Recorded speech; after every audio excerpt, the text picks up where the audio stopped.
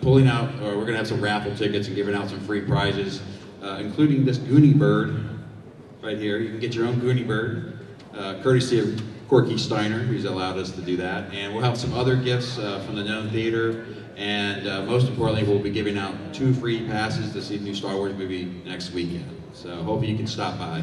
And there's handouts in that back table at KennerCollectors.com's table. So without further ado, I'm going to about to introduce Brian Stillman again. So ladies and gentlemen, will you please welcome Brian.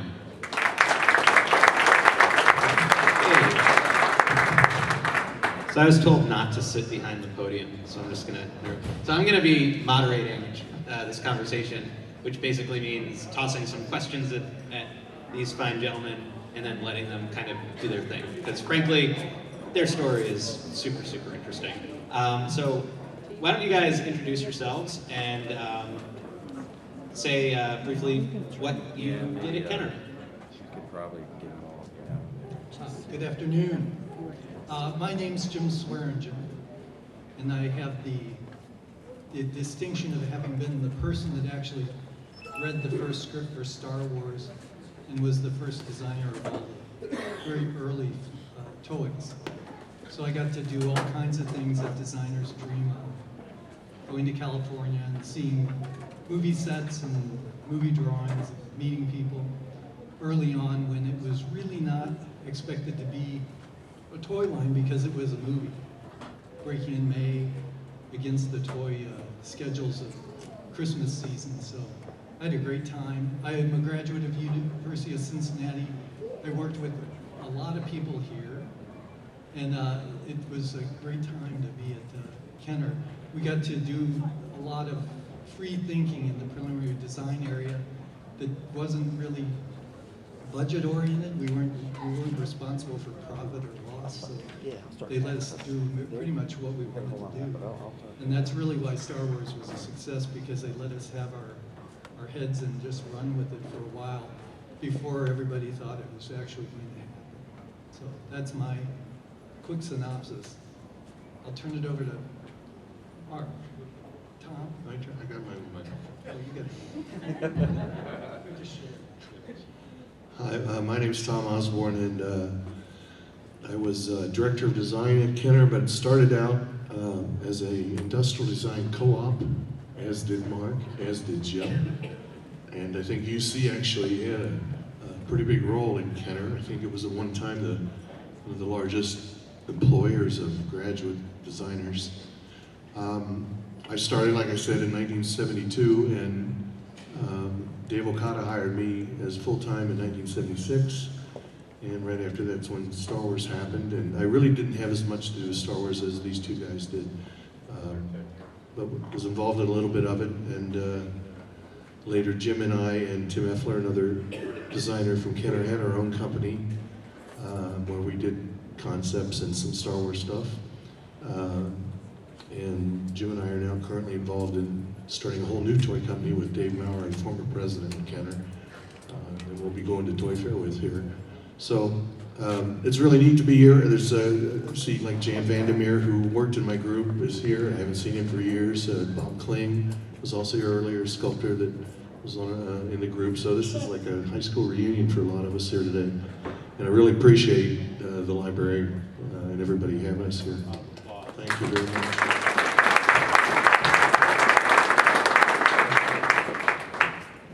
Hi, I'm Mark Boudreaux. As Tom mentioned, I started out as co-op as well. I was 21 when I started at Kenner, so you can do the math. I'll let you do that. It was back in the last century. Yes, it was back in the last century. I was very fortunate to have been the first co-op, actually, in our prelim design department. I was very fortunate to also have these two gentlemen sitting next to me as my first bosses. You know, at the time, who knew what Star Wars was really going to do? But to be able to be here, to have everyone here, old colleagues, Tom, Corky, I want to thank Corky and everybody here for giving me the opportunity to come down here. I flew down yesterday just for this event, and I'm very proud to be here. So and everybody out there you should all give yourself a round of applause, because it was everybody out in this audience around the world, all the folks who bought the product, that really helped support, Kenner. It made our jobs something special, because we were able to deliver the product that everybody, sort of their dreams and imagination was built around. So we had the opportunity to build product that you could go to the film, see it, and you didn't have to stop your imagination. It just was built upon with the product. And to sort of be able to do that for all these years, what is it now, like almost 39 years, I'm still fortunate to be able to work on Star Wars product, and I can talk about that in a moment, but to be able to be a part of this has certainly been a once in a lifetime opportunity. It's been like 2/3 of my life, which is So far. That's right. We still got another Shoot for 3/4. Still have another few more films to do. But I will say that I very much appreciate being part of Kenner's history. Actually, I am a very proud employee of Hasbro. I know at the time when we had to leave Cincinnati, it was hard on everyone. But on the other side of that coin, we wanted to make sure that we could carry on the legacy started by Jim and other folks working very diligently on Star Wars. So yes, I wear my Boba Fett Hasbro shirt very proudly, but I also wear Kenner near and dear to my heart. So I want to thank you for that. One thing I would like to single out one person, if you don't mind, and that's Jack Farrow. Jim and I and Tom worked in the preliminary design department. Our responsibilities were to come up with features, figure out how large vehicles, playsets would be, so we got to do all the very preliminary items. We had our own model shop run by Bob Cordray and countless others who helped with the development. We really got to be at the forefront of what the toys were going to be. But having said that, we turned items over to our production design group, and without the production design group, none of this would have happened. And Jack Fair was one person who would sit there very diligently. Jan, big drawing. Jan, absolutely. Jan was in the production design group. But like I said, Jack, especially for me, because I tended to kind of gravitate towards the vehicles, and these guys let me do those vehicles in the prelim department.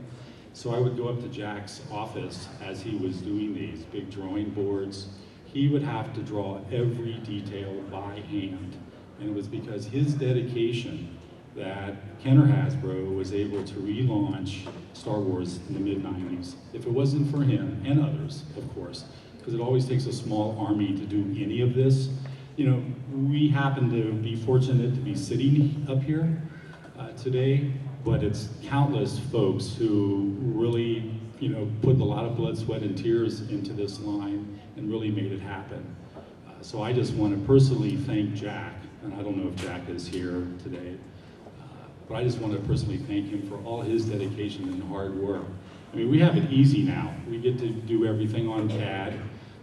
We still sketch, but we can sometimes press a button to flip the detail. I don't have to redraw it 20 times. The technology allows us to do things more efficiently. I won't say better, it's just different. The product that we try to do today is we make the very best product that we can, just like we did 5 years ago, 10 years ago, 20 years ago, 30 years ago. Every year was the best product that we could put out, because we felt that was our responsibility. That was our legacy. I didn't think about that 38 years ago when I was a co-op, but I certainly have appreciated that, at this point. And again, it's just a great opportunity to have worked on this line, to have met all the people that I've been able to meet, especially our partners at Lucasfilm. They're incredible. We're still working with them every single day. Hope you enjoy the movie next week. I have not seen it yet either.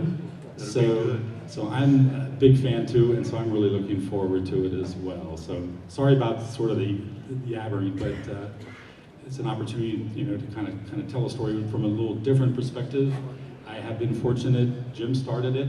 Tom was involved. I'm still working in it, and God willing, I'll be around for at least the next few more films to kind of see it through. George can't even say that, you know. So for me to be able to go through all 9 films and plus He's counting his money though.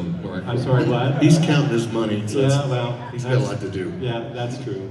But so it's one, and I have, if we, depending upon how much time we have, I do have a story. Tom was talking about a line review. I also have one too, but I'll just leave it at that.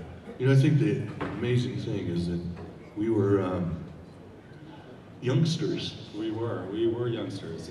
And now my grandkids Yeah. play with the toys. Yeah. I mean, it really is It's fascinating. amazing. The first thing he wants to do is when he comes down to see grandpa's, his toys. It really is fascinating. I mean, when kids would find out that we were working on Star Wars, I mean, it's sort of like, oh my gosh, that you were the coolest person on earth because they were doing that. Because we were working on Star Wars toys. What's really interesting is to see those kids, now grown up adults, have their own kids, you know, to have been a small part in kind of building memories for them is really pretty special. And to see that kind of go forward, it's such a generational thing, it's amazing. You know, when Star Wars kind of went dark, you know, back in between 85 and 94, you know, obviously we kept making product. We're toy designers, you know, we're a toy company. We're passionate about our toys. And, you know, to be able to work on projects like Batman, Jurassic Park, Gargoyles, Centurions, whatever we worked on, those were all fabulous. I mean, every one of those items we put as just as much as heart and soul into any Star Wars thing that we ever did, because that's what we do.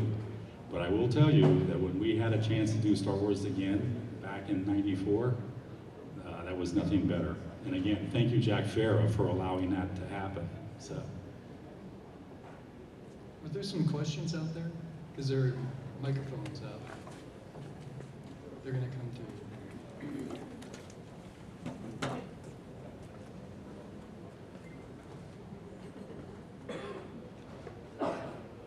We're coming, everybody. We're on Coming. They're running around.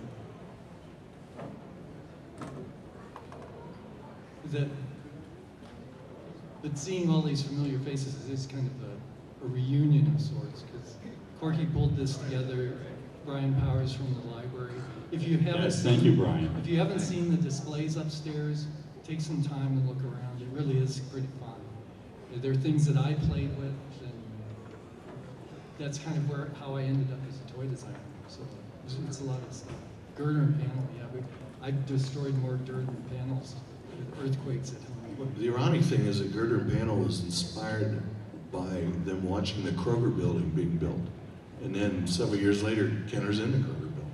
So it's kind of, we used to call it before it got reskinned, the world's tallest gas station, because it was this ugly blue and white tile. Well, it looked just like Yeah, the it panels was just they were like, building. yeah. Hi, my name is Misha. I've been a collector since 1977.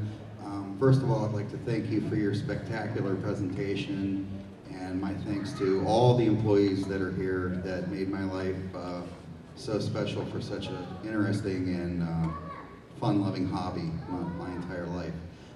I have a question for you, Mark. I'm curious as to know when Hasbro took over Kenner, if you have any insight as to the decision-making involved in remaking the Kenner cards. That was one of the most spectacular, wonderful decisions. I mean, that really was fantastic when Hasbro decided to remake the figures again, more updated for the times or whatever, but having that Kenner logo again on the card backs. Vintage line. The vintage line. Yeah, I mean, that's my favorite line. If you have any special insight onto that decision. Well, I work in the design department. Obviously, there's a lot of groups that make everything happen. We have packaging, we have marketing, we work with our partners at Lucasfilm. So those decisions were really kind of made in a different sort of responsibility than mine. But I will say that everybody who especially worked at Kenner, we were really happy and very proud to start to work on a vintage line. To be able to see the Kenner logo on packaging again was like, wow, this is really special. And we very much did appreciate that. And we all took it to heart too. The product that was going to be in a vintage package had to be the best stuff that we could do. And so we were really proud of that. Thanks for all the wonderful toys. I'm wondering about the micro figures. Does Kenner have your hand in the micro figures? Micro machines?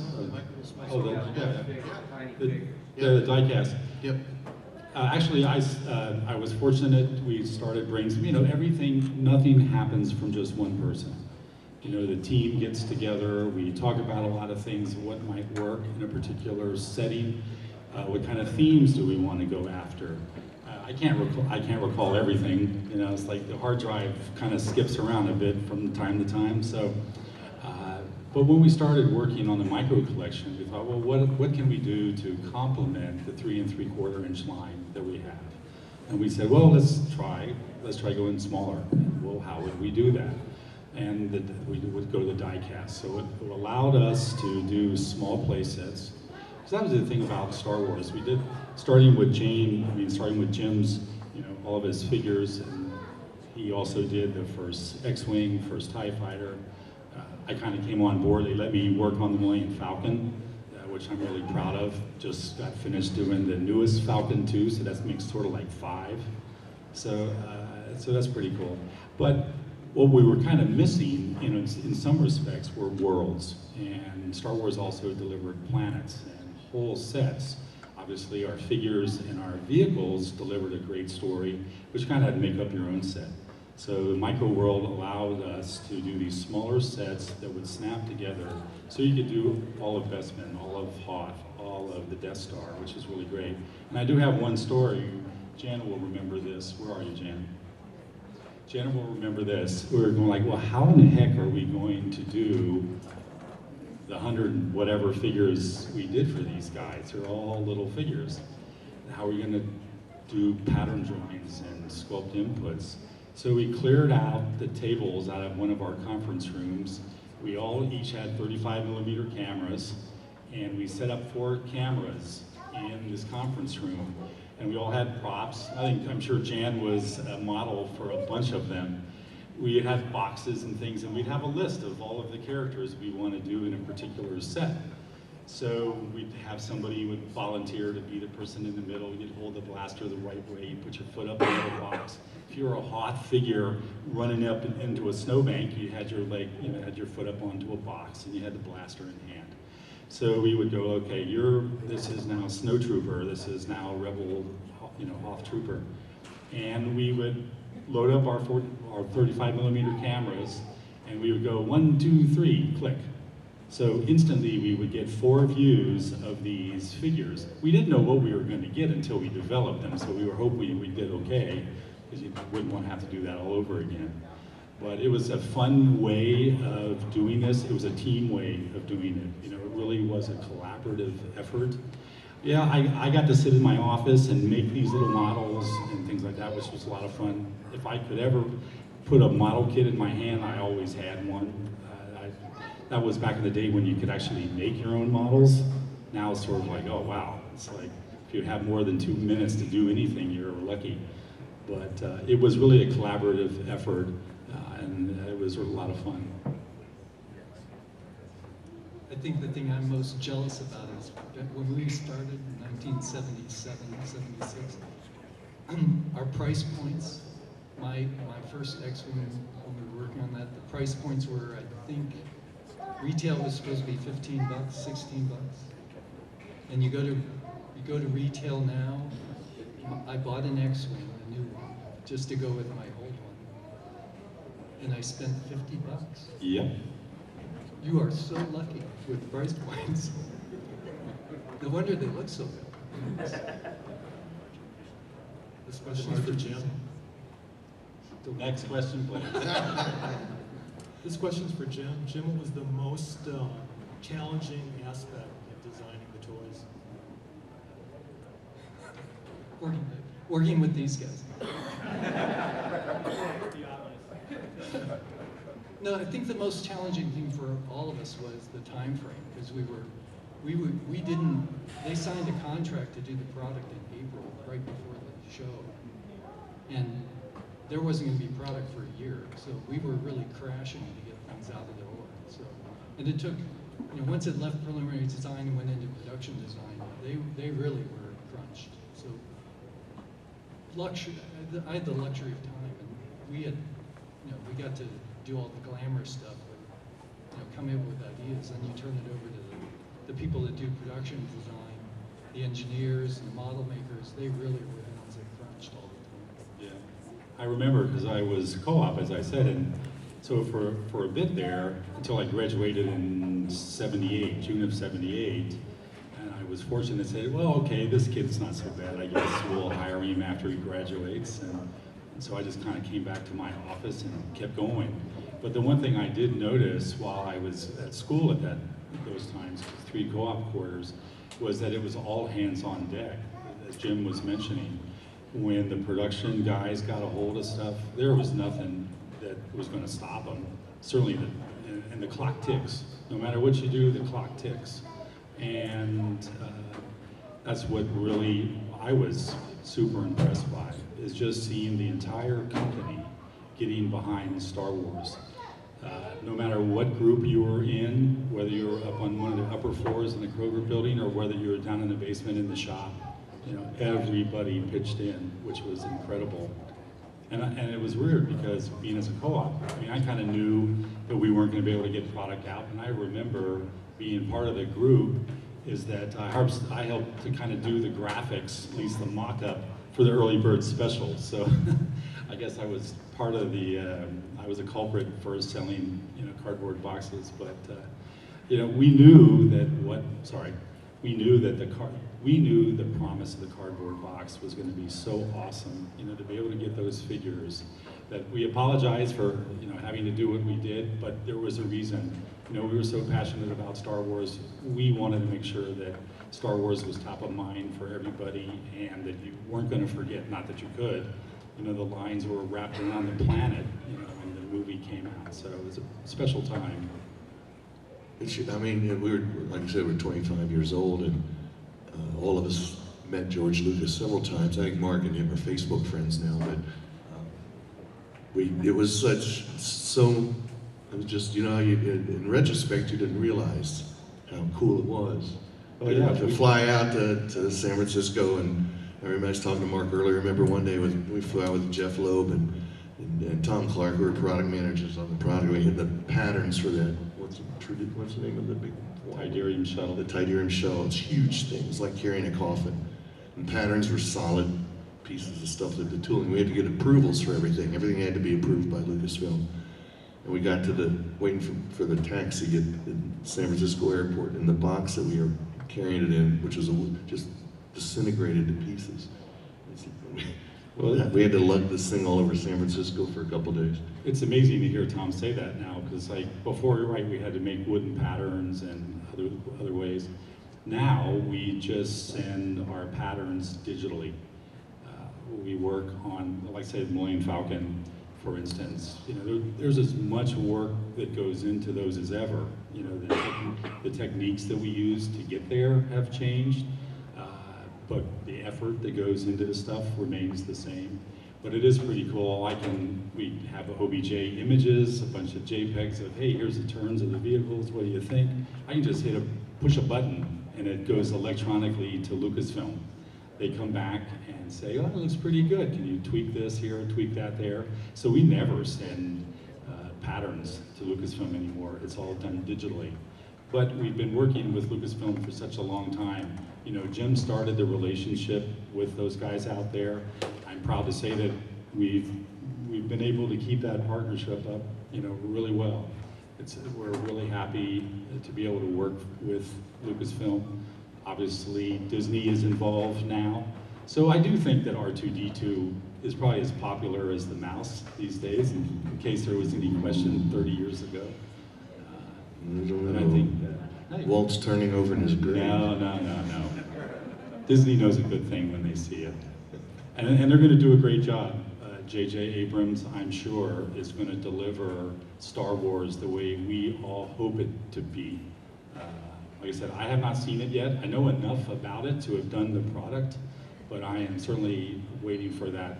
You know, I can't wait. I get to see it twice, actually, on Friday, so I'll get my fill. You sure? I think. You know, how many collectors? At least Are there, for that- at are least there for that collectors day. here today? A lot of collectors? Good. I want to, you know, you hear a lot of stories about Star Wars and how it happened, but these two guys, Jim especially, but without them, it would not have happened at Kenner. It's true. Jim is the catalyst, he's the spark plug for it. I was there, I saw it, and Mark is the only person that has gone from the first day and is still there. We were lucky that when he came on full-time in '78. He did whatever we told him to do. No, Co-op, you know, they're like the gophers, go for this, go for that. Correct. And I actually went to the dark side in '79, just before the second movie. So I left it in good hands with Mark. And I went into the marketing department and switched things completely and became the product manager on Strawberry Shortcake. So it was in great hands and has been for the last 37, 38 years. So it's going to be really exciting to see this new movie and see the toy. I've seen the toys. I don't know if everybody's seen them. There's amazing stuff out there. So it's really fun to have been part of the catalyst and then to see what's really happened with it for this long. Yeah, And that's all because of the heritage, just traveling through. And Mark is, you're like the, Mark is like the, I don't know what the word is, but, you know, he's from day one to now. And I don't think there's anybody at Hasbro that could say that. I mean, even Jim can't say that. And again, if there's any, you know, I hear talk and you hear all this, that, and see things, but Jim Swearingen made it happen.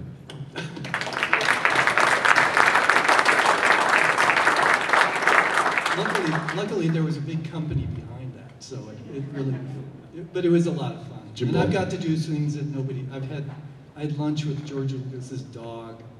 Tell I the got story. to- Tell the rest of the story. I got to, So you're telling me that he had to go off and do something that you had to just like Yeah. dog sit? Yeah. Was that what it was?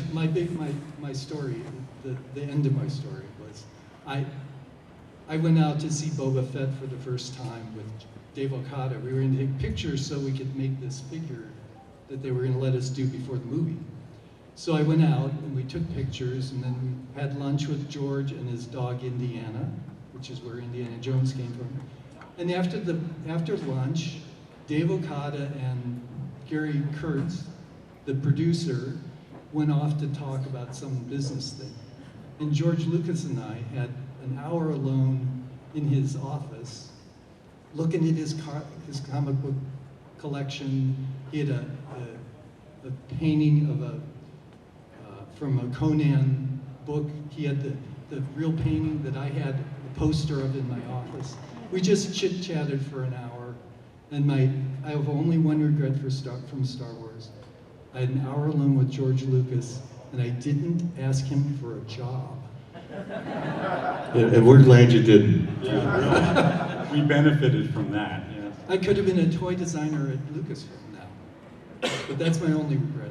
I had great times, and it was great fun. And Kenner, I left Kenner a while back, but it's great to seeing all these films and stuff. It was like all these people that you remember, but then you hear them talking about stuff. It's really fun. It's been a fun day. And without the collectors, Star Wars might not have made it to the 95, because they really push these. If you haven't been, they have these celebrations from time to time. The last one was in February, where Mark and I kind of revisited, and they built all that it wasn't put together by a big corporation, it wasn't Disney or Lucasfilm. It really was the collectors and people that play with the toys and collect them all. It's My regret is they didn't keep more of that stuff, because, Yeah. I mean, there's Tom Nyhuis, where Tom's here, the rumor is that Tom put his kids through college on his Star Wars toys. Is that true, Tom, or not? No comment. What I think is interesting, guys, is the collectors, we talked to a lot of them in the film, and one of the things they told me was when they close their eyes and picture Luke Skywalker, they see the action figure. They don't see Mark Hamill. Who? Who? Who was that? You mentioned Mark somebody? Yeah, just some guy. Exactly. He's a guy who is not as popular as the action figures that you guys created. And one of the things that I sort of came away with is this idea that for so many people, Star Wars was the stuff you created as much as it was, and in some cases more, than the films. It took on a life of its own, to the point where now Star Wars collectors, they care about how you made this stuff, why you made this stuff. They want to know the process. They want to know all these things. I think that's sort of testimony to what the effect that your work and all the people here work had on the collectors and on the fans. It goes much deeper than, oh, this is a cool toy. They want to know how you did it, the fact that we can have this conversation. Lucas made more money on the toys than he did on the movies, which is incredible when you think about it. So, question? I don't know whether to thank you guys or tell you I hate you for all the lawns I mowed saving money to buy Star Wars toys. And as a result, I'm in film and video production these days, so thank you very much for everything. You've done a wonderful job here. 2 questions. The Force lightsaber that was made, I think somewhere between the release of Empire and Jedi, the hilt towards the top had a bulbous section to it. It seems like they took something out of that in the design, and then when they brought it out, you swung it and it made a whirling sound. Was there something supposed to be in there, number 1? That's my first question. And number 2... It's kind of a wiffle ball kind of sound? Yeah. No, that was the way it was supposed to be. Okay, and then number 2... I think, as I remember it. Oh, All right, Jan knows. Yeah, there you go.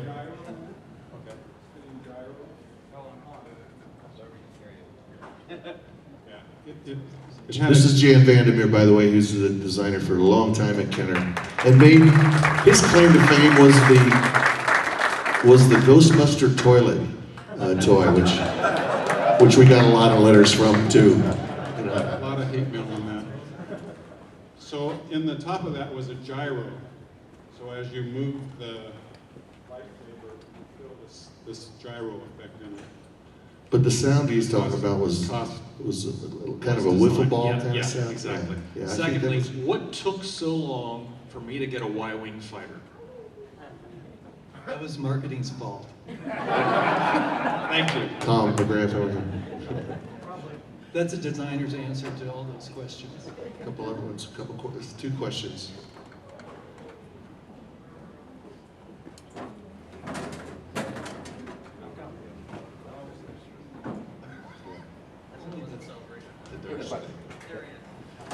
My question is about new product design from inception.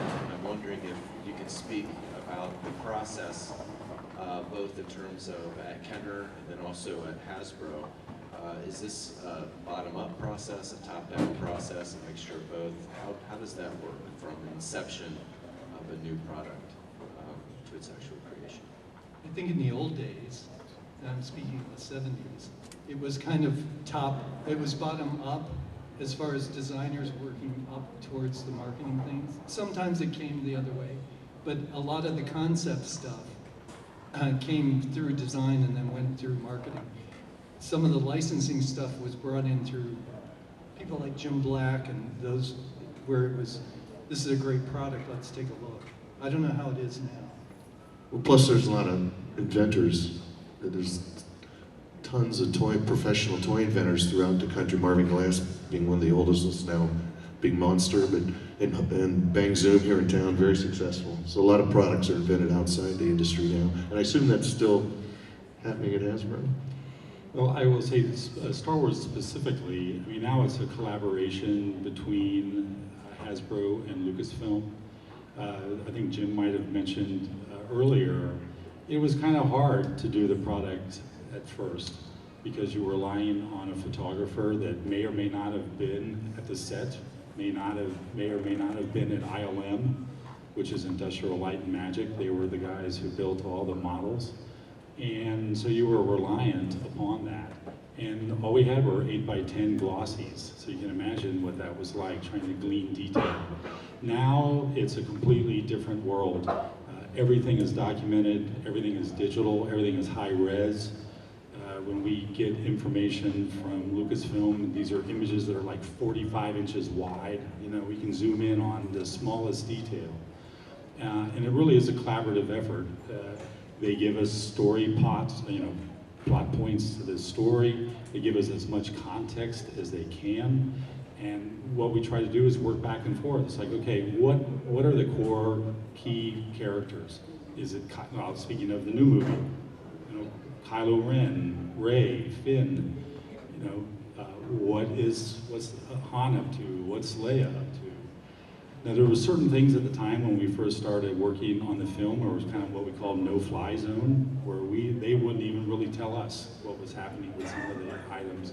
But of course, they realized that we needed to be able to put out a great product line, so they gave us as much information as they possibly could on who the characters are all about, what the vehicles do. So I would say now, because of technologies and because it's such a big deal now with Star Wars, it does make our life a lot easier because we can pick and choose from exactly what is happening in the film. And again, Lucasfilm really helps us these days, and they certainly did before, but it's really a collaborative effort. We are on the phone every week. We have a weekly scheduled call with them. We go over things, what's working, what's not, what should we do differently. And they're like, I'm working on a vehicle for Rogue One. We rocking and rolling on the vehicle isn't changing, but the director decides that he's gonna put up to, okay, there was a figure number 1. Now that figure is gonna be replaced by figure number 2. That figure is gonna be replaced by figure 3. Now it's on number 4. Each one of those times, we actually had to go in and rework the cockpit, to make sure that all of these figures were going to fit. It's like driving me crazy. So that's a thing too. That when those kinds of changes would come up, they would tell us right away, and we would do the best we could to accommodate them. So it's really a lot of fun. Thank you. This is a drives you crazy, but not as crazy as us hearing almost what is in the Rogue One toy that you created. Never. That's not going to come out of my mouth. I know. This is a follow-up on the Inception question. And I know one scenario is that you're just getting bits and pieces or pictures and some descriptions of things before the movie is released. But obviously with the classic trilogy, there was toys that were being produced long after the movies had been out for years. And so I'm wondering, how much do you go to the fan base? How much are you kind of listening to that to determine what would be a really cool toy that comes out? And has that changed from Kenner to Osborne? Well, we were fortunate. Once, speaking of classic, we redid a lot of things. We're all fans, and we all had kind of our lists. It's like, wow, wouldn't we really love to do this figure again? Wouldn't we love to do this vehicle? Or what's the theme this year? Hey, let's go after Hoth. Hoth is such a target-rich environment, as they might say. And so we really tried to tailor our executions on a lot of things that we all felt would be something that the fans would really gravitate towards. Like I said, we were all fans. We'd all kind of politely sort of struggle back and forth, arm wrestle, well, we should do this, we should do that. Because the nice thing about Star Wars is that it's such a wealth of characters, planets, vehicles. You couldn't do them all.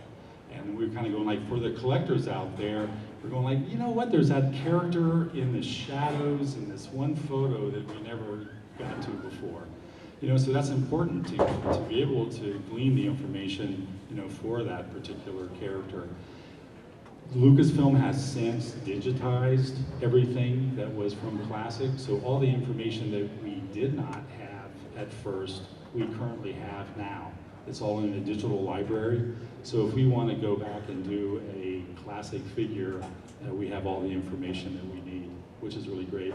And like I said, for all the new films, we get all of the data digitally. So we got some huge hard drives to take care of all this. First, I'd like to thank Mr. Corky Stein for inviting me. Yeah, thanks, Cody. When I got here, I thought it was going to be something kind of educational, but it's a great experience. It's been fun. But I also had a chance to see you guys here done something so extraordinary to make such an impact.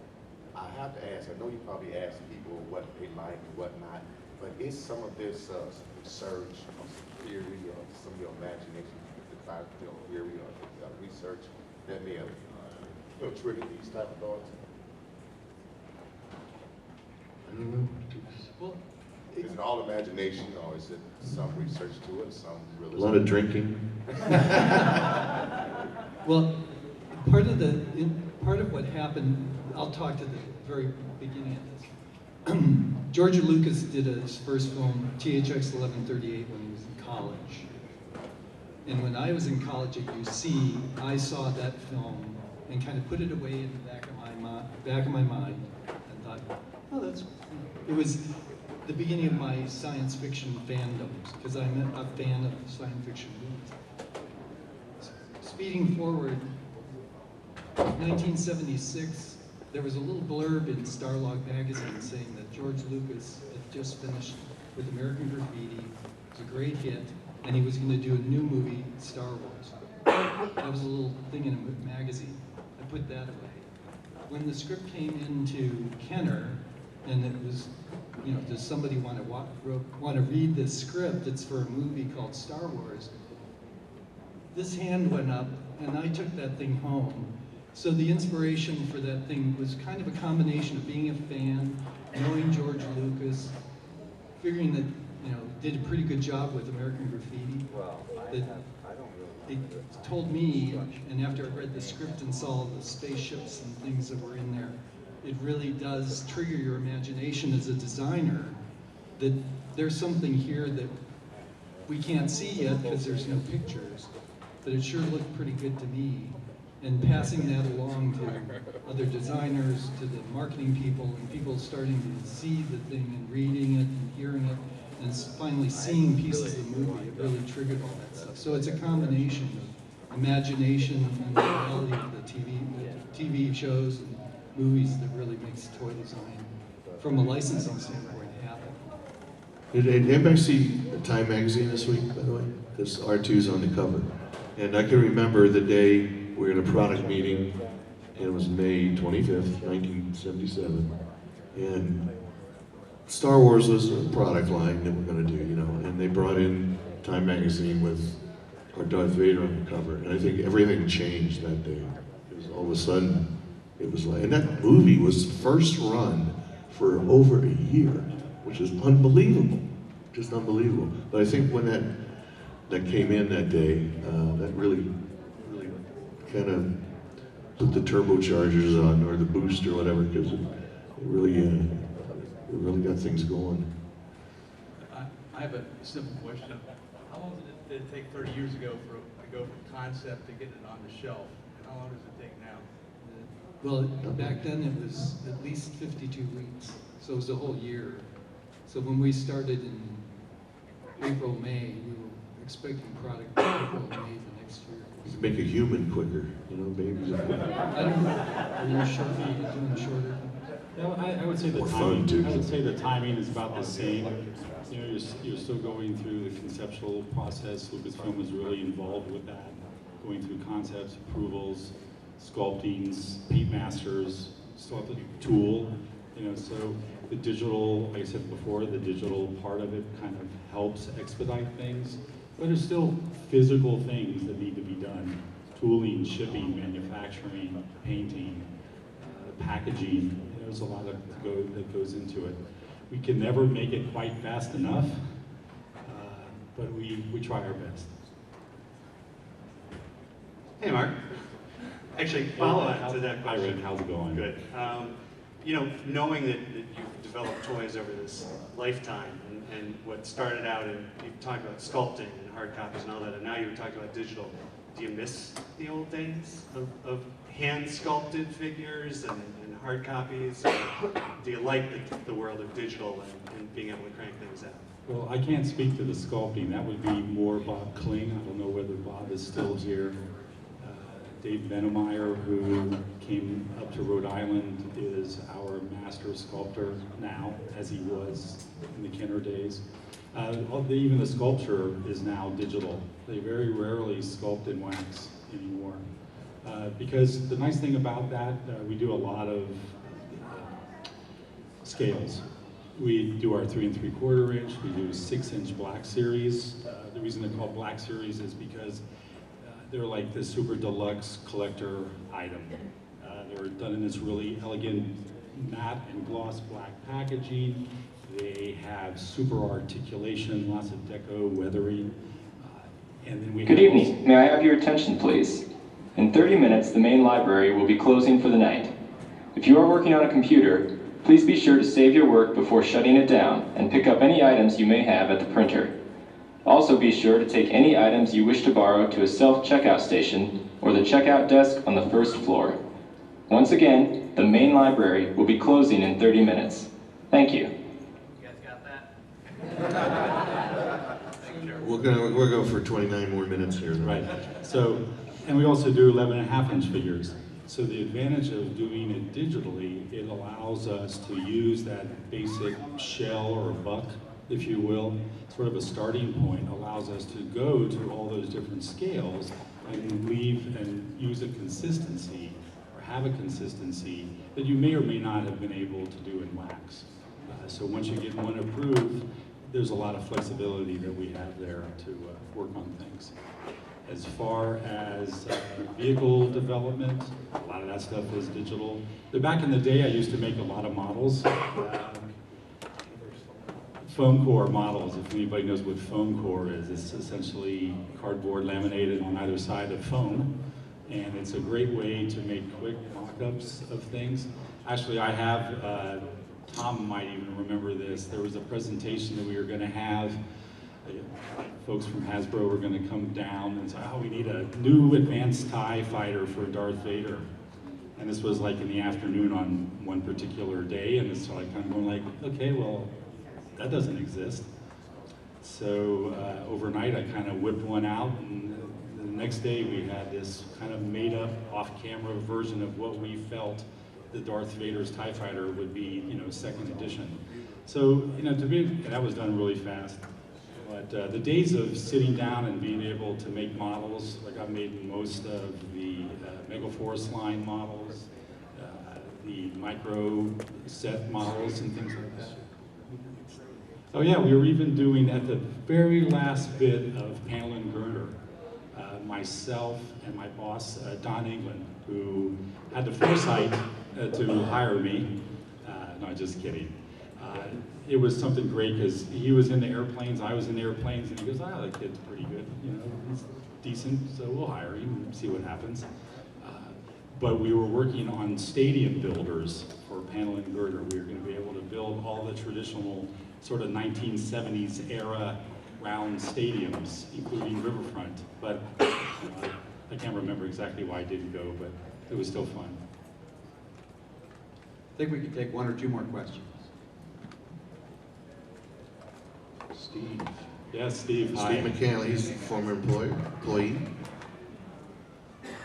Hi, so Mark, I'm thinking back to, you know, you're like 21, 22, you're a design student at UC, you're thinking about a co-op. Was it like, I could go to Procter or design a Head & Shoulders model, or I could go to GE? And, Kenner, was it like that? I was like, oh my God, I gotta go to Kenner. I'm just curious, thinking back on, it's been your whole life now. Yeah. What was that like? It was fascinating. It's back in the day when we were at our co-op program, it's a 5-year at school, and hopefully you would be able to work at a particular business for at least 2 quarters because it was a mutually beneficial arrangement. And a lot of times you didn't really have a choice where you would go. You might end up in Chicago or Seattle or Los Angeles, wherever it might be, and you had to find your way there and you'd work. I was kind of stuck in between quarters for a lot of reasons, and I think it was Armin Ray, I might have been, that said, hey, Kenner is opening up this brand new preliminary design department. They're looking for a co-op. Why don't you go on down and interview? And I will admit, at the time, it's like, oh, cool, it's a toy company. I've been making model kits all my life and everything, and sort of maybe this is right down my alley. And so I went down there, and again, the boss at the time interviewed me was a gentleman named Don England. I said he was really into airplanes. My dad grew up in airplanes, and so I got that gene from my dad, and things worked out, and I kind of worked on it, and I think, what, in February or whatever, maybe Dave Okada was walking around looking for a VCR. Anybody who might know what that machine is, hooked up to a TV so he could look at this new trailer, Star Wars trailer. Again, Jack Farrow and myself happened to be in this conference room, and he said, hey, you guys want to see this new trailer? And we just went like nuts. It's like, oh my God, we got to do this. And I always kind of say, you know, we got Star Wars for like 50 bucks and a handshake. It was a little bit more these days, I'm sure, but it was a lot of fun. And I remember going back to school and talking about working at my job at Kenner, and I remember people kind of like making fun of it. Well, you know, that's not a real design job. You got to go design hubcaps or doorknobs. You know, you need to go to some prestigious place up in Chicago or Boston, you know, to work. And I would go like, okay, what did you do last co-op quarter? And they were like, no, nothing special. I was like, I got to do spaceships. So, and I would like to, you know, like Jim kind of started, obviously, Star Wars. I like to think that I did a pretty decent job being a co-op first time at Kenner. You know, we still have things. We still have co-ops coming in from Kenner now. So I like, that's kind of a legacy too, in its own way. You know, that Kenner and Hasbro has really supported the school and vice versa. I can kind of add something there, because I don't mean to interrupt, but until August of this year, my job was placing co-op students for industrial designers.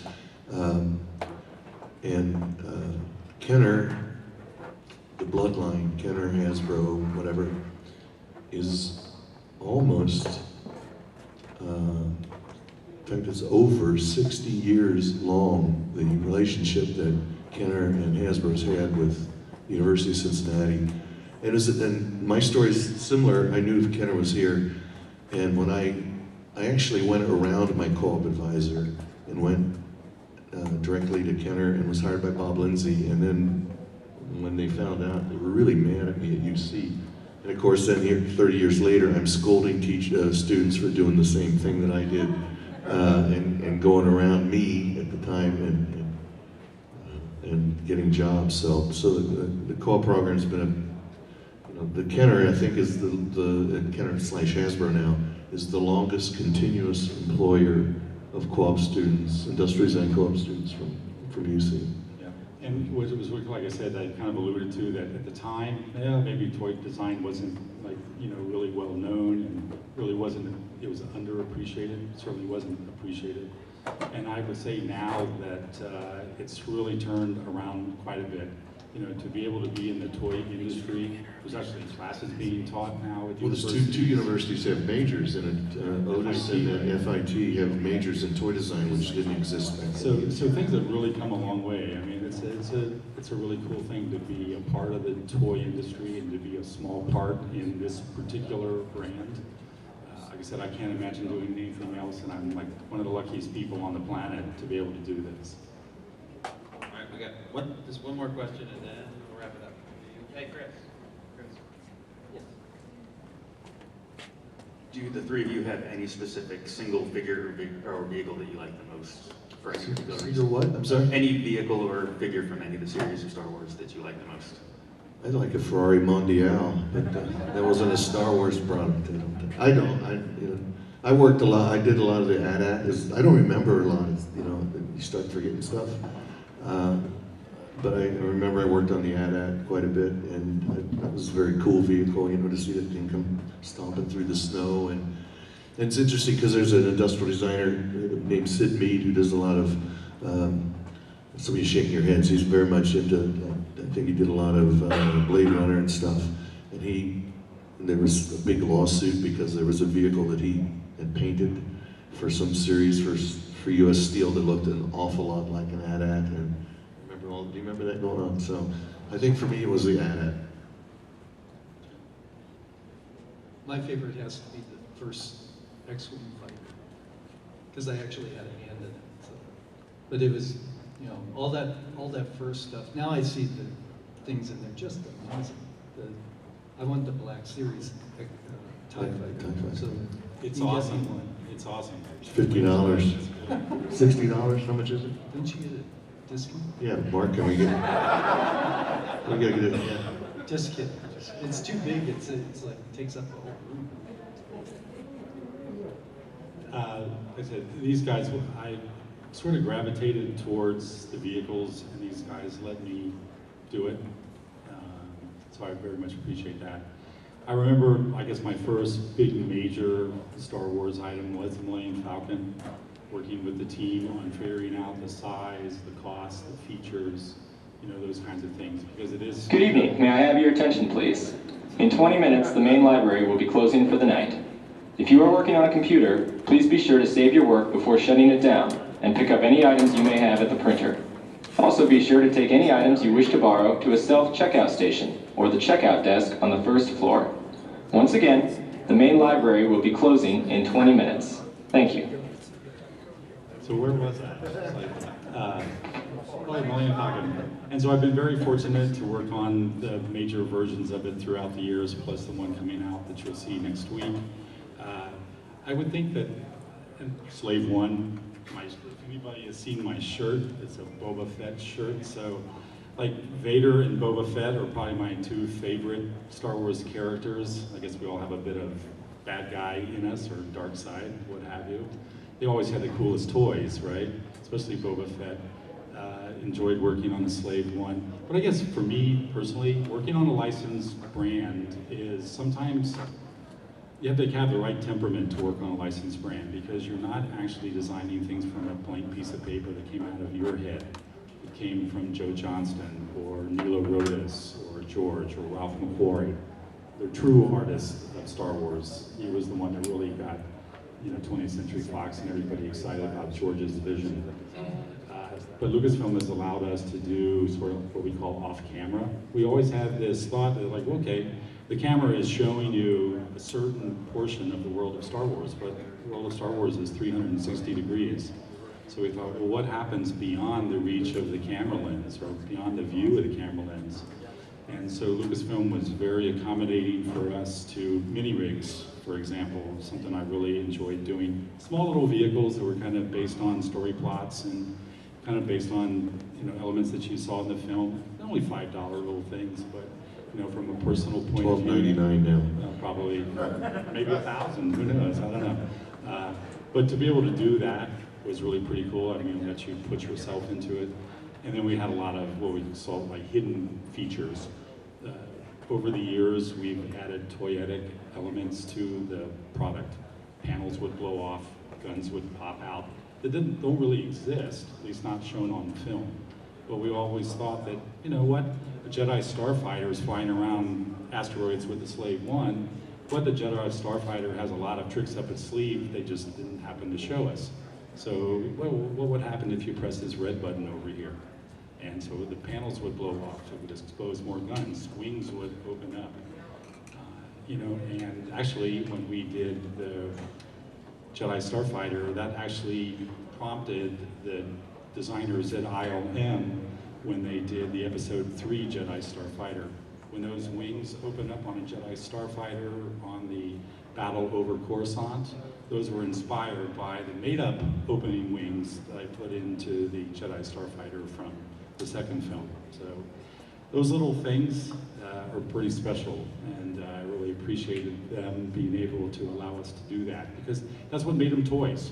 We wanted to try to enrich the play fantasy, the toy experience, along with our great marketing partners and our packaging partners, wanted an engineering manufacturing, everybody had a part to make it special.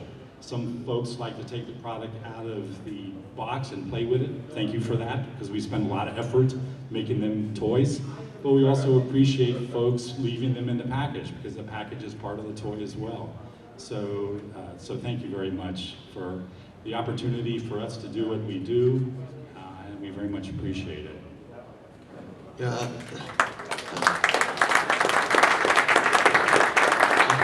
I'm getting too emotional. Today's been like a eulogy in some ways, and Hasbro's a great toy company, but it's not Kenner. And Kenner died when he took over.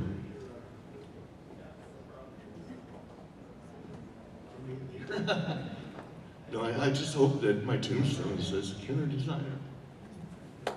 Don't do it.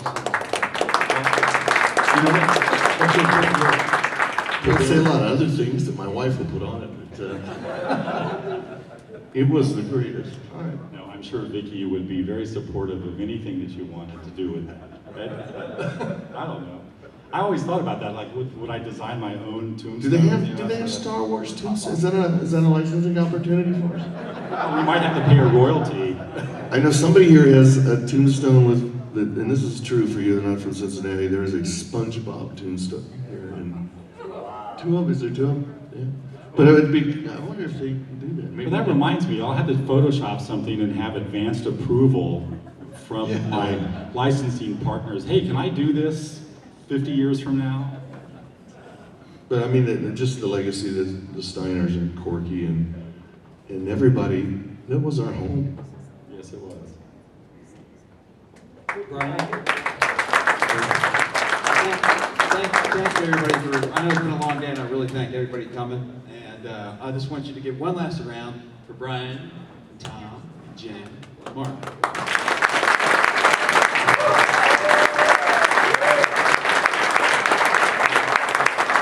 We now have 14 minutes to evacuate the building.